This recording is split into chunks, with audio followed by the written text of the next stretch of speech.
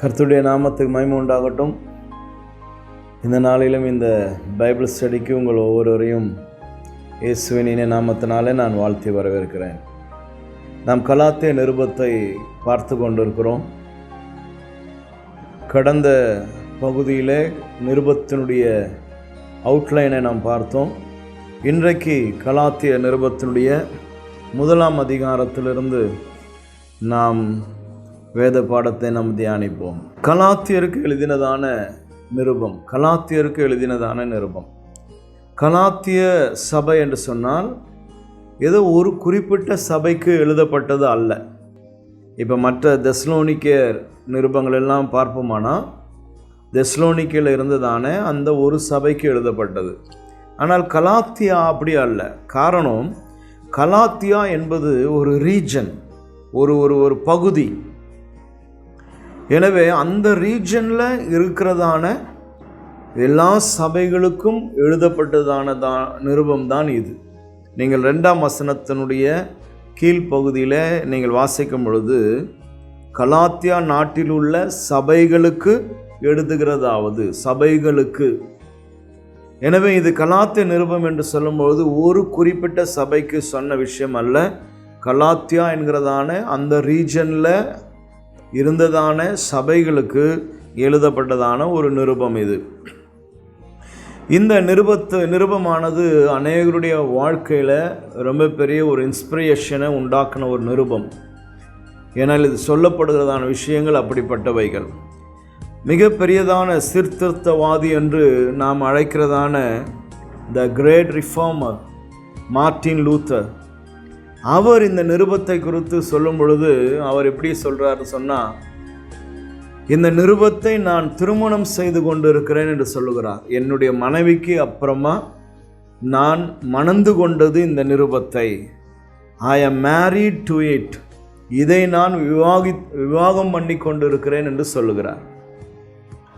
ஏனால் அதில் இருக்கிறதான விஷயங்கள் அத்தனை அற்புதமானது. மார்ட்டின் லூத்தர் ஒரு பெரிய ரிஃபார்மர், ஒரு புரட்சியாளர், சீர்திருத்தவாதி. ரோம கத்தோலிக்க சபைகளில் இருந்ததான குறைவுகள் எல்லாம் கண்டு அது வேதத்தின்படி நடத்தப்படவில்லை என்று நிரூபித்து ஒரு பெரிய புரட்சியை உண்டாக்கினவர். அதிலிருந்து தான் புராட்டஸ்டன்ட் உருவானது. எனவே அவர் இந்த நிருபத்தை அவ்விதமாய் சொல்லுகிறார், என் மனைவியை போல இது, அல்லது நான் இதை விவாகம் பண்ணி கொண்டு இருக்கிறேன் என்று சொல்லி அதை வர்ணிக்கிறார். இன்னும் இந்த நிருபம் எப்படி அழைக்கப்படுகிறது என்று சொன்னால், declaration of independence of Christian liberty.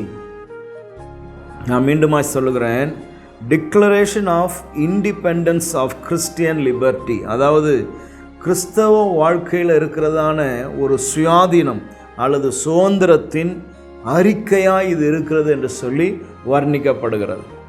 காரணம் என்னன்னு சொன்னால், ஒரு கிறிஸ்தவன் இயேசுவை ஏற்றுக்கொள்ளும் பொழுது அவன் ஒரு சுயாதீனத்தை அவன் பெறுகிறான். யூதர்கள் இயேசு கிறிஸ்துவை ஏற்றுக்கொள்ளும் பொழுது அவளுக்கு மிகப்பெரியதான விடுதலை, சுயாதீனம் என்னன்னு சொன்னால், இத்தனை ஆண்டு காலங்கள் இருந்ததான நியாய பிரமாணத்திலிருந்து அவர்கள் கிருபையாய் விடுதலையாக்கப்படுகிறார்கள். அதுதான் அந்த லிபர்ட்டி, அந்த விடுதலை, அந்த சுதந்திரம். அதுதான் இந்த நிருபத்தில் பவுல் மிக தெளிவாய் யூதர்கள் அல்லாத கிறிஸ்தவர்களோடு கூட தெளிவாய் சொல்லுகிறார். எனவே தான் இந்த நிருபமானது இது ஒரு அறிக்கை. எப்படிப்பட்டதான அறிக்கை என்று சொன்னால், ஒரு கிறிஸ்தவனுக்கு உண்டாகிறதான சுயாதீனத்தை குறித்து சொல்லப்படுகிறதான ஒரு டிக்ளரேஷன் என்று சொல்லி இந்த நிருபமானது சொல்லப்படுகிறது. 1ஆம் வசனத்தை நாம் வாசிக்கலாம். கலாத்தியர் எழுதின நிருபம் 1ஆம் அதிகாரம் 1ஆம் வசனம். மனுஷராலும் அல்ல, மனுஷர் மூலமாயும் அல்ல, இயேசு கிறிஸ்துவினாலும் அவரை மரித்தோலிருந்து எழுப்பின பிதாவாகிய தேவனாலும் அப்போஸ்தலனாய் இருக்கிற பவுலாகிய நானும். முதல் வசனத்தில் பவுல் சொல்லும்போது அவர் சொல்லுகிறார், தன்னுடைய அப்போஸ்தல அந்த அதிகாரத்தை மிக ஆணித்தரமாய் ஜனங்களுக்கு அறிவிக்கிறார். முதல் வசனத்திலே அவர் அதை தான் சொல்லுகிறார். கலாத்தியாவில் இருக்கிறதான கிறிஸ்தவ மக்கள் அப்போஸ்தலனாகிய பவுல் என்பதை அவர்கள் புரிந்து கொள்ள வேண்டும். நான் ஒரு அப்போஸ்தலன் என்பதை அவர்கள் தெளிவாய் அறிந்து கொள்ள வேண்டும் என்று பவுல் விரும்புகிறார். ஸ்தோத்திரம், ஹல்லேலூயா. ஏனென்று சொன்னால் அப்போஸ்தலனாகிய பவுலை அன்றைக்கு அவர்கள் ஒரு அப்போஸ்தலனாகவே பார்க்கல, ஏற்றுக்கொள்ளலை. இதை என்னுடைய முன்பகுதியிலே நான் சொல்லியிருந்தேன். ஏன்னா இருந்ததான 12 சீஷர்களில் பவுல் ஒருவர் அல்ல. அவர்கள் அப்போஸ்தலன் அழைக்கப்பட்டார்கள், அந்த 12 நபர்களும். ஆனால் பவுல் அந்த குழுவை சேர்ந்தவர் அல்ல. எனவே இவரை ஒரு அப்போஸ்தலனாய் ஜனங்கள் பார்க்க முடியாதபடிக்கு இருந்ததினால தான் முதல் வசனத்தில் அவர் சொல்லுகிறார், நான் தேவனால் அழைக்கப்பட்ட ஒரு அப்போஸ்தலன் என்பதை ஆணித்தரமாய் அவர் சொல்லுகிறார். Christian would respect his authority as an apostle of Jesus Christ.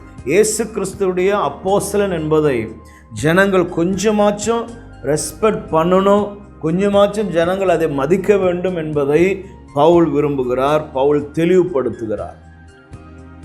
அது மாத்திரமல்ல, அந்த முதலாம் வசனத்தில் அவர் சொல்லுகிறது என்னன்னா, நான் எப்படி அப்போஸ்தலன் ஆனேன் என்பதை அவர் சொல்லுகிறார். முதலாம் வசனம், மனுஷராலும் அல்ல மனுஷர் மூலமாயும் அல்ல. ஸ்தோத்திரம், ஹல்லேலூயா.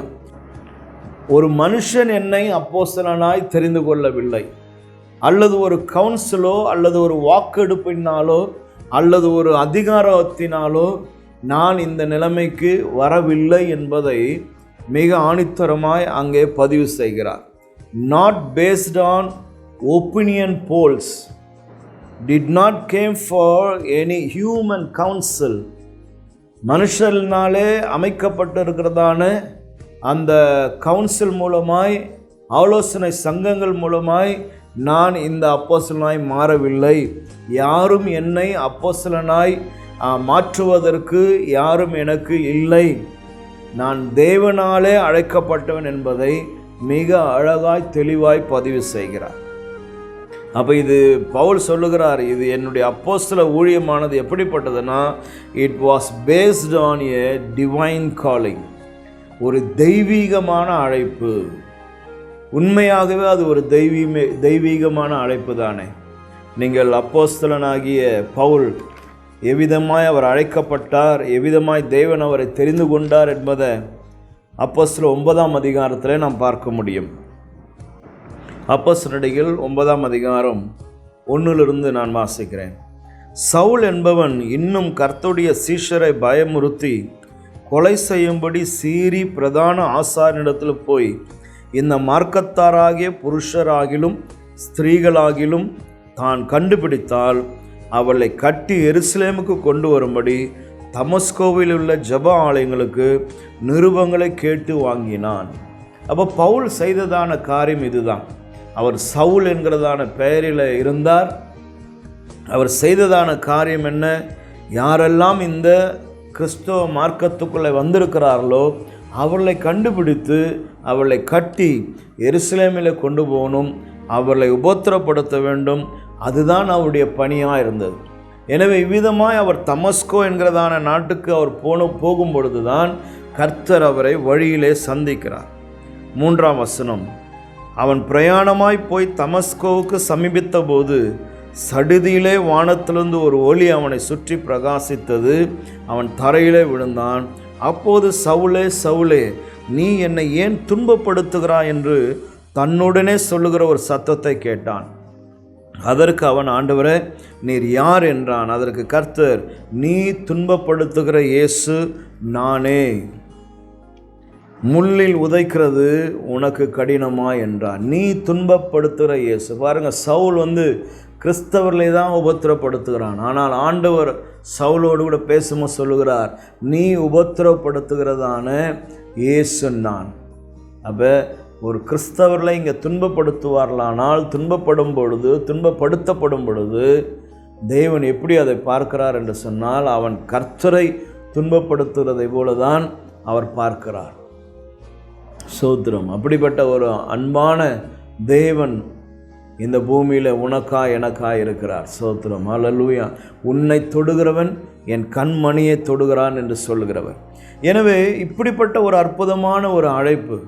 சோத்திரம். கர்த்தர் பேசி, கர்த்தர் அழைத்து, இவர் கேட்குறார், நான் என்ன செய்ய சித்தமாக இருக்கிறேன் என்று கேட்டபோது, நீ பட்டணத்துக்குள்ளே போ, அங்கே உனக்கு சொல்லப்படும் என்று சொல்லி அனனியா என்கிறதான ஒரு சீஷனை அனுப்பி பவுலை சந்தித்து பவுலுக்காக ஜெபித்து, சோத்திரம், அனனியாவினிடத்தில் ஆண்டவர் சொன்ன பொழுது 9ஆம் அதிகாரம் அப்போஸ்தலர், அதற்கு கர்த்தர், நீ போ, அவன் புறஜாதிகளுக்கு ராஜாக்களுக்கும் இஸ்ரவேல் புத்திரருக்கும் என்னுடைய நாமத்தை அறிவிக்கிறதற்கு நான் தெரிந்து கொண்ட பாத்திரம் என்றார்.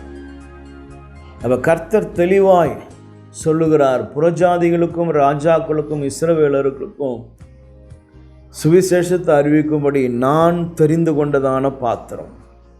அப்போ 1ஆம் அதிகாரம் கலாத்தியர் 1ஆம் வசனத்தில் நான் யார் என்பதை பவுல் ஜனங்களுக்கு தெளிவுபடுத்துகிறார். நான் அப்போஸ்தலன். எப்படிப்பட்ட அப்போஸ்தலன்? மனுஷராலும் மனுஷர் மூலமாயும் ஏற்படுத்தப்பட்டவன் அல்ல, இயேசு கிறிஸ்துவினாலும் அவரை மரித்தோலிருந்து எழுப்பின பிதாவாகிய தேவனாலும் அப்போஸ்தலனாய் இருக்கிற பவுலாகிய நானும். ஸ்தோத்திரம். அடுத்தது இந்த 1ஆம் வசனத்தில் அப்போஸ்தலன் என்கிறதான வார்த்தை. அப்போஸ்தல். இந்த அப்போஸ்தல் அல்லது அப்போஸ்தலன் என்றால் என்ன என்பதை சுருக்கமாக நான் உங்களோடு கூட வைக்க விரும்புகிறேன். இந்த அப்போஸ்தலன் அல்லது அப்போஸ்தல் என்கிறதான வார்த்தை கிரேக்க வார்த்தை. அந்த கிரேக்க வார்த்தை அப்போஸ்டலோஸ், அதுதான் கிரேக்க பதம். இந்த அப்போஸ்டலோஸ் அப்படின்னா அதனுடைய அர்த்தம் என்ன, அதனுடைய மீனிங் என்னன்னு சொன்னால், one who is sent off, அனுப்பப்படுகிற ஒருவன், அனுப்பும் ஒருவன். இதுதான் அந்த அப்போஸ்டலோஸ் என்கிற கிரேக்க வார்த்தையோட பதம். அப்படின்னா என்ன? அனுப்பப்படுகிறவன். ஒரு இடத்திலிருந்து மற்றொரு இடத்திற்கு ஒரு காரியத்தை செய்யும்படியாய் அனுப்பப்படுகிறவன். ஸோ அங்கேருந்து வருகிறதான வார்த்தை தான் இந்த அப்போஸ்தலன், அப்போஸ்தல். இந்த லாட்டினில் இதனுடைய லத்தீனில் இதற்கு இருக்கிறதான பெயர் என்னன்னு சொன்னால் மிசியோ. ஸோ மிசியோ என்கிறதான அந்த வார்த்தையிலிருந்து தான் மிஷினரி என்கிறதான வார்த்தை உருவானது. இந்த வார்த்தை நம்ம எல்லாரும் கேள்விப்பட்டிருக்கிறோம் இல்லையா? மிஷினரி என்று சொல்லி நாம் எல்லாம் சொல்லுவோம். அப்போ இந்த மிஷினரி என்கிறதான வார்த்தை வேதத்தில் எங்கேயும் சொல்லப்படலை. ஆனால் கர்த்தருடைய ஊழியக்காரர்களை நம்ம அவர் மிஷினரியாக இருக்கிறாங்க அப்படின்னு நம்ம சொல்கிறோம். காரணம் என்னன்னு சொன்னால், இந்த அப்போஸ்டலோஸ் என்கிறதான வார்த்தையினுடைய லத்தீன் வார்த்தை தான் மிசியோ. இந்த மிசியோ என்கிறதான வார்த்தையினுடைய அர்த்தம், அதிலிருந்து வந்தது தான் மிஷினரி. சோதரம். இதோடு கூட தொடர்பு படுத்தப்படுகிற வார்த்தைகள் எவாஞ்சலிஸ்ட், அப்போஸ்டல், ப்ரீச்சர், மினிஸ்டர், இப்படி வர எல்லா வார்த்தையுமே அந்த வார்த்தைகளோடு கூட தொடர்பு படுத்தப்படுகிறது. எனவே மிஷினரி அப்படின்னு சொன்னால் என்ன? ஒரு கிறிஸ்தவ ஊழியத்தை, ஒரு கிறிஸ்தவ செயலை செய்யும்படி போகிறவன் அல்லது செய்யும்படி அனுப்பப்படுகிறவன். சோதரம். அப்போ பவுல் ஒரு அப்போஸ்தலன் அப்படின்னு சொன்னால் அவர் அனுப்பப்படுகிறார். தேவனாலே புறஜாதிகளுக்கு சுவிசேஷம் சொல்லும்படி அனுப்பப்படுகிறதான ஒரு மனுஷன். 2வது வசனத்தில், என்னோடு கூட இருக்கிற சகோதரர் எல்லாரும் கலாத்தியா நாட்டில் உள்ள சபைகளுக்கு எழுதுகிறதாவது. இங்கே சொல்கிறார், என்னோடு கூட இருக்கிற சகோதரர்கள் எல்லாரும் கலாத்தியா நாட்டுக்கு எழுதுகிறதாவது. அப்படின்னா நமக்கு என்ன தோணுதுன்னு சொன்னால், அப்போ எல்லாரும் சேர்ந்து இந்த நிருபத்தை எழுதினார்களோ, பவுலோடு கூட இருக்கிற எல்லாரும் சேர்ந்து எழுதினாங்களா என்கிறதான ஒரு எண்ணம் தோன்றலாம். அது அப்படி அல்ல. பவுல் தான் இந்த நிருபத்தை எழுதுகிறார். அதை ஏற்கனவே நாம் பார்த்தோம்.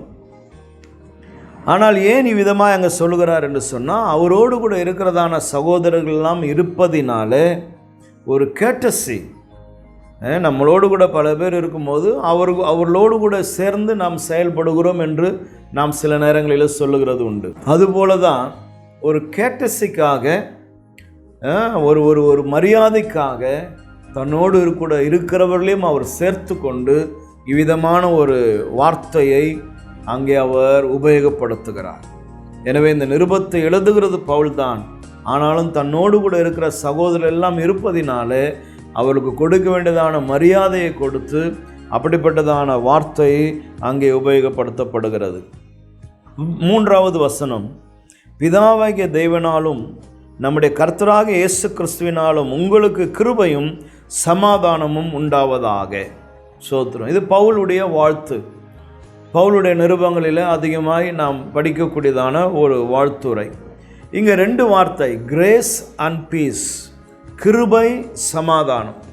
ஏன் இந்த 2 வார்த்தையும் பவுல் அதிகமாக உபயோகப்படுத்துகிறார் என்று பார்ப்போம்னா, கிரேக்கருடைய கலாச்சாரம், த கல்ச்சர் ஆஃப் கிரீக் பீப்புளுடைய கல்ச்சரில் அதிகமாய் அவர்கள் உபயோகப்படுத்துகிறக்கூடியதான ஒரு வார்த்தையாய் இந்த வார்த்தை இருக்கிறது, கிரேஸ். அதே போல தான் இந்த சமாதானம், பீஸ் என்கிறதான வார்த்தை யூத மக்கள் தங்களுடைய வாழ்க்கையில், தங்களுடைய கலாச்சாரத்தில் பயன்படுத்துகிறதான வார்த்தை, ஷாலோம்.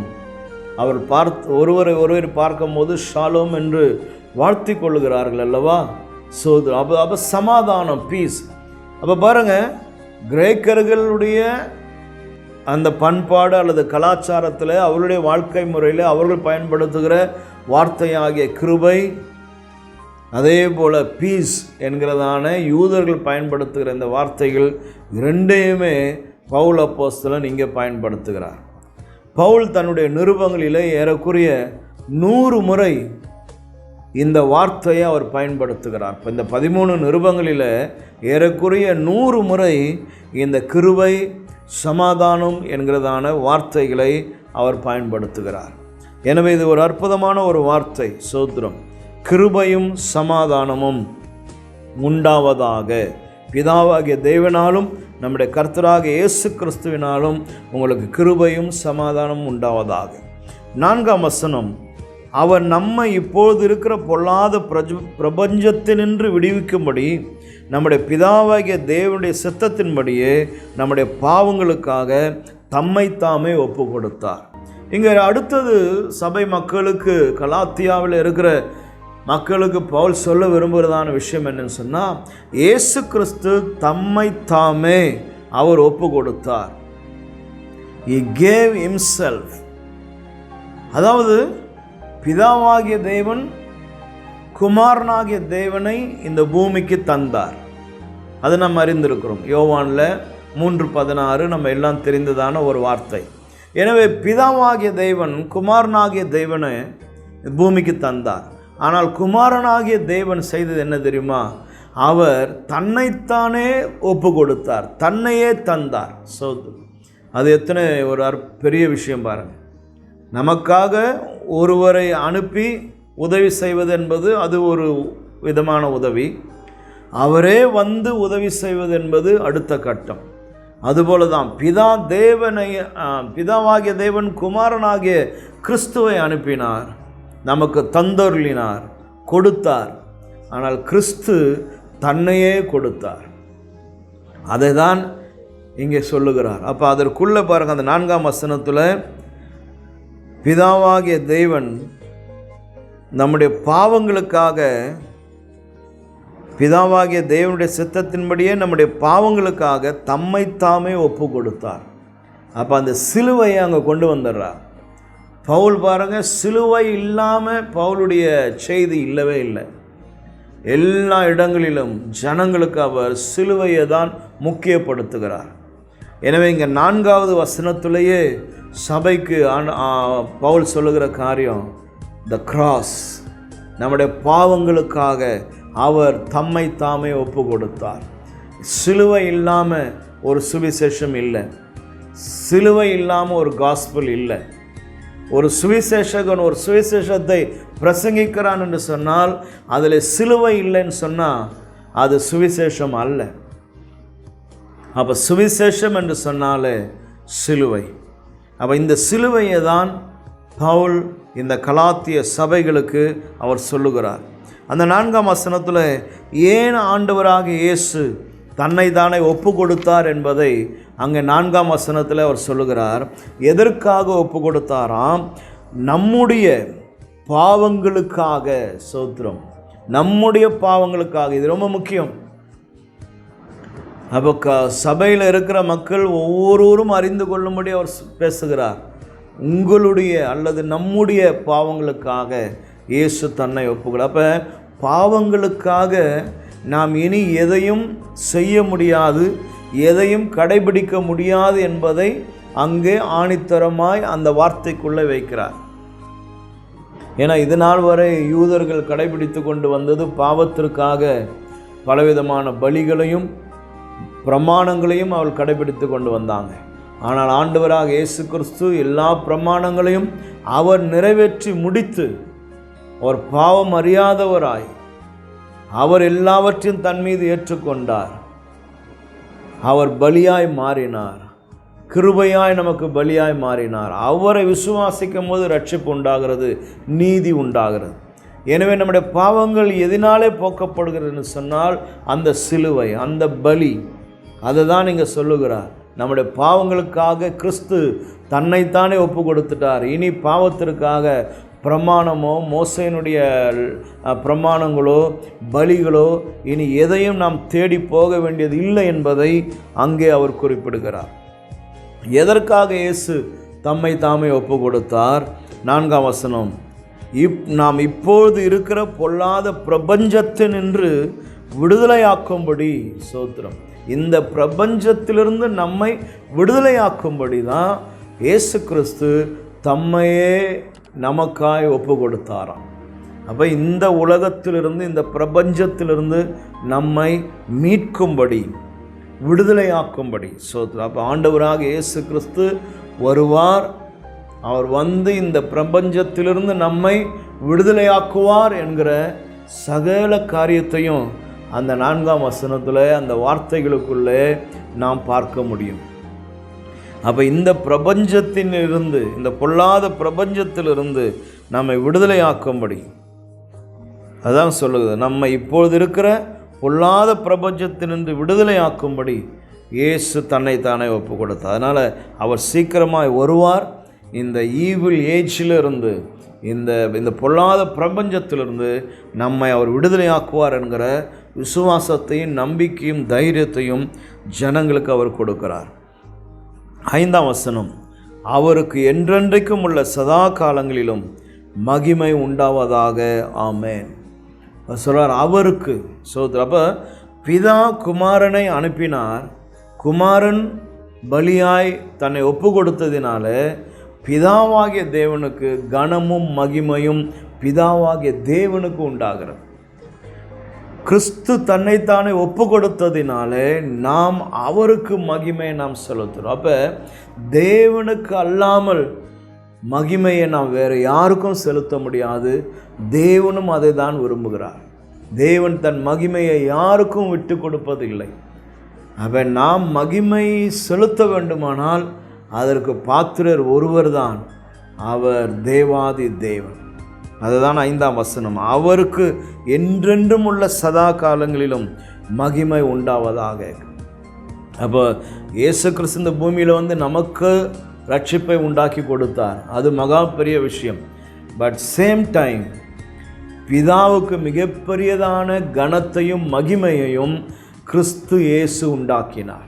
அப்போ கிறிஸ்து வந்து பிதாவுடைய சித்தத்தை இந்த பூமியில் நிறைவேற்றதினால அவர் பிதாவுக்கு அற்புதமான கனத்தையும் மகிமையும் தருகிறார். எனவே அதுதான் அவர் ஜெபிக்கிறார். ஆண்டவரே, இந்த பாத்திரம் நீங்கள் கூடுமானால் நீங்கள் கூடும், ஆகிலும் உடைய சித்தத்தின்படி. அப்போ அங்கே பிதாவை தான் அவர் முக்கியத்துவப்படுத்துகிறார், கனப்படுத்துகிறார். ஏன்னு சொன்னால், நான் வந்ததான நோக்கத்தை இவர் கிறிஸ்து நிறைவேற்றி முடிப்பாரானால் that credit goes to Father God. எனவே பாருங்கள், எவ்வளோ அற்புதமான விஷயங்கள் பாருங்கள். அப்போ எல்லா மகிமையும் நம் தேவன் தான். மனுஷனுக்கு மகிமையை நம்ம செலுத்தக்கூடாது. மனுஷன் மகிமைக்குரியவன் அல்ல, தேவன் தான் மகிமைக்குரியவன். எனவே 1-5 வசனங்களில் தன்னுடைய அப்போஸ்தல அதிகாரத்தை குறித்தும், நான் யாரால் நான் அப்போஸ்தலனாய் மாறியிருக்கிறேன் என்பதை குறித்தும், அதைத் தொடர்ந்து கிருபை சமாதானம் உனக்கு உண்டாயிருப்பதாக என்று சொல்லி அவர்களை வாழ்த்தி, ஏன் இயேசு கிறிஸ்து நம்மை விடுதலையாக்கினார், எதற்காக தன்னைத்தானே அவர் ஒப்பு கொடுத்தார் என்பதெல்லாம் சொல்லி அவருக்கே மகிமை செலுத்துவோம் என்று சொல்லி 1-5 வசனங்களிலே ஒரு அழகான அந்த அதிகாரத்துக்குரியதான ஒரு முகவுரையை பவுல் அழகாக இங்கே எழுதியிருக்கிறார். 6ஆம் வசனத்திலிருந்து அங்கே சபையில் இருக்கிற என்ன பிரச்சனையோ அந்த பிரச்சனையோடு கூட அவர் டீல் பண்ணுகிறத 6ஆம் வசனத்திலிருந்து நான் வாசிக்க முடியும்.